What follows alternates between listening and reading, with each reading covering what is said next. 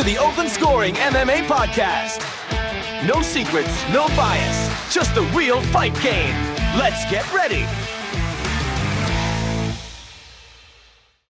Welcome to Open Scoring MMA. This is episode 27 for July 16, 2026, your daily look at what's happening now and next across the world of MMA and UFC. Justin Gaethje, the undisputed lightweight champion, is currently riding high after unifying the belts, but there's a cloud of uncertainty hanging over his future, and it's coming straight from the Oval Office.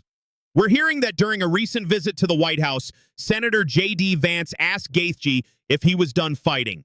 Gaethje apparently hesitated, but then his mother, who was with him, jumped in and said, quote, yes, end quote. Now, this is a huge development, especially coming from his mom. You know how much a fighter's family wants them to be safe. Joe Rogan, for his part, weighed in on this, saying, quote, if they offer him some life-changing money for one more fight after that performance, I have a feeling he'll take it, end quote. It's a classic dilemma for a fighter at the top. Go out on your own terms or chase that one last massive payday. Gaethje reportedly defeated Ilia Topuria in a stunning performance where he forced a corner stoppage. Word is he also defeated Paddy Pimblett in an interim title fight earlier this year. So he's been in some wars. The question now is, what's next for the champ, or is there even a next for the champ? This is a story we're going to be watching very, very closely. And speaking of Paddy Pimblett, he's not shy about who he wants to fight next, and he's got his sights set on some big names. After his impressive submission win over Benoit Saint Denis, which reportedly put him back on track after that loss to Gaethje, Paddy the Baddy is feeling confident. He told Yahoo Sports MMA, quote, I'll beat Ilia up, I'll fucking rematch Justin, I'll fight Conor or Max next, end quote.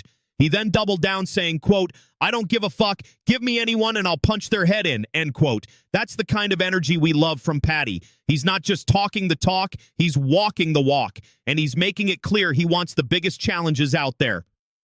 It's a stark contrast to the uncertainty surrounding Gaethje, and it really highlights the changing of the guard in the lightweight division.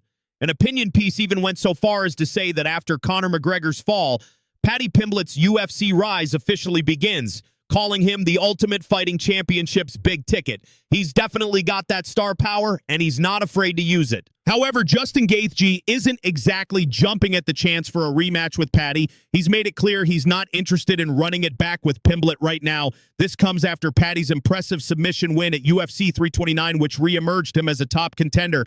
Gaethje is still weighing his options for his next fight, but a rematch with Paddy isn't high on his list. It seems like Gaethje is looking for a fresh challenge, or maybe, as his mom suggested, he's just looking to hang up the gloves. Either way, it's a bit of a snub for Paddy, who's clearly gunning for that rematch to avenge his interim title loss. In other news, Alex Pereira is still fuming about referee Herb Dean's role in Michelle Pereira's UFC exit. Alex's criticism of Dean hasn't let up, and it shows how deeply these moments can affect fighters in their camps.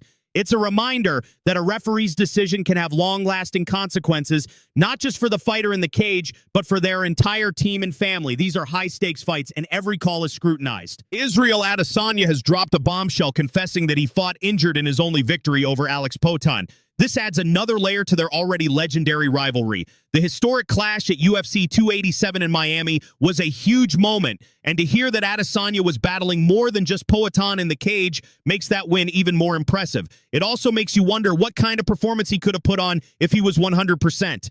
It just goes to show the mental and physical toughness of these athletes fighting through injuries that most of us couldn't even imagine. We've got some new blood coming into the light heavyweight division. An LFA champion is reportedly booked for his Octagon debut at UFC 330. This is always exciting, seeing regional talent get their shot on the big stage. The LFA is a great proving ground, and it'll be interesting to see how this new fighter stacks up against the UFC's light heavyweights. The division is always looking for fresh faces, and this could be a big opportunity for someone to make a name for themselves. Tabitha Ricci is looking to get back into the title picture.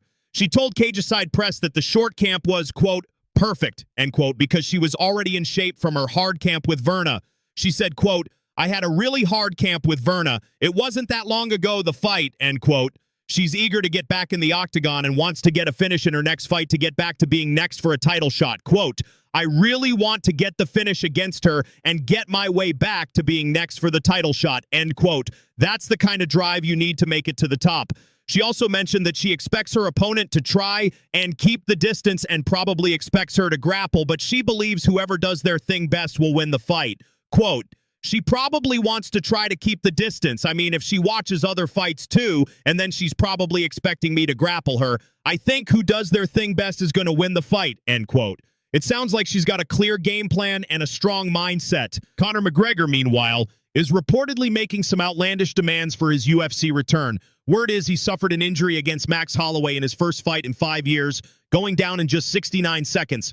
This is a tough spot for McGregor, and it's clear he's trying to leverage his star power to get the best possible deal for his comeback. The question is, what kind of demands are we talking about, and will the UFC meet them? His last fight was a quick one, and he's been out for a while, so he's got to make a statement if he wants to stay at the top of the pay-per-view game. Nora, we've got to talk about this Gaethje situation. His mom saying he's done, that's a game changer. What's your read on it? Is this the end of the road for the highlight? It's certainly a significant data point, Duke. A fighter's family often has a strong influence, and a mother's concern is rarely unfounded. However, Joe Rogan's point about life-changing money is also valid. The financial incentives in this sport can be immense, and that often outweighs other considerations for a fighter at the peak of their career. But he just unified the belts. He's at the absolute top. What more is there to prove? I mean, if his mom is saying it, that's a pretty strong indicator that the family wants him out safe. From a purely statistical standpoint, the risk of long-term injury increases with each fight, especially at the elite level.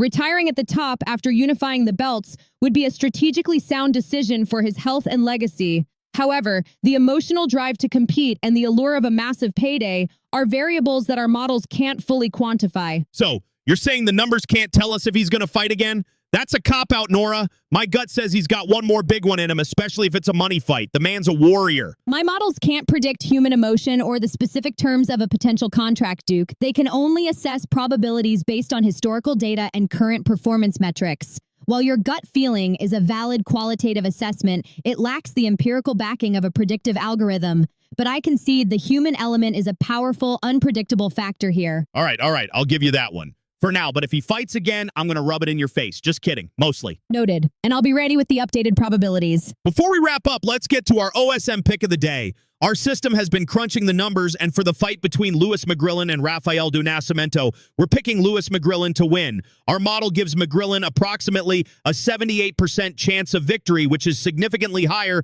than the betting line's implied 71%. This is a strong confidence pick for us, and it's a value pick because we like it more than the market does. The top reasons for this pick are that the physical attributes strongly favor McGrillen, and his recent form has been exceptional. We've actually shifted our confidence on this one. We're more confident now than we were earlier in the week. So Lewis McGrillen is our system's call. And finally, the MMA community on Reddit is having a field day with Alexander Volkanovski's comments about a potential champ versus champ fight with Justin Gaethje at lightweight. It's always fun to see the fan reaction to these hypothetical super fights, and Volkanovski's measured but confident response has definitely sparked some interesting discussions. That's all for today's Open Scoring MMA. We'll be back tomorrow with more news and analysis. Before you go, two quick things. Check out our free fight tracker at tracker.openscoringmma.com with every upcoming UFC and PFL card, live odds, and where to watch, all in one place. And follow us on YouTube. Just search Open Scoring MMA for breaking news alerts, fight breakdowns, and videos you won't get here on the feed. That's it for today's Open Scoring MMA. Keep your hands up, and we'll see you next time.